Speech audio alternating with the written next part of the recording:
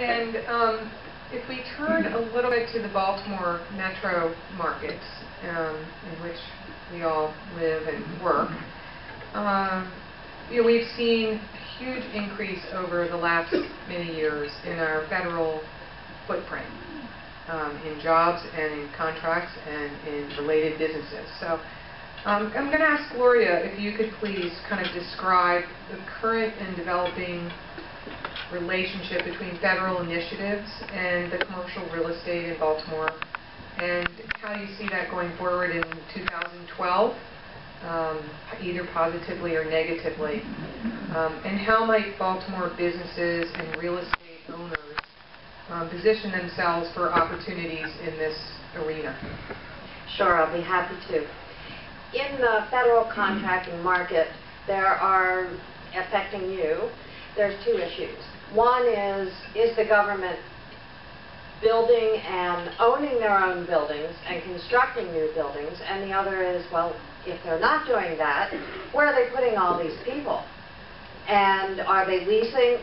What is the answer to that? Well, let me give you some facts that are happening in 2012 to help you understand what this market looks like. The total federal construction budget for new construction, not just in Baltimore, unfortunately, but nationwide, is $136 billion. Now, you're hearing that there's huge declines, budget cuts happening. So $136 billion is still a lot of money. However, it is 6% less than the budget last year. So there is a decline. And when you hear the pundits say budget cuts, it's terrible, it's awful, okay, it's a 6% decline. It's still $136 billion of new construction. But let's drill down a little bit into who the big winners and big losers are. The big winners, Department of State meaning foreign construction, embassy construction out of the United States. The Army Corps of Engineers also, and we have a huge Army Corps presence right here in Baltimore.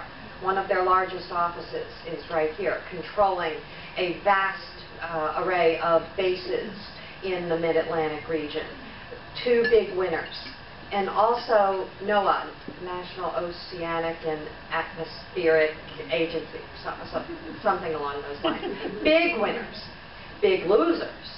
GSA, General Services Administration. They are the nation's landlord for civilian agency buildings. Their budget was cut. This was so shocking, I want to make sure I quote the right thing.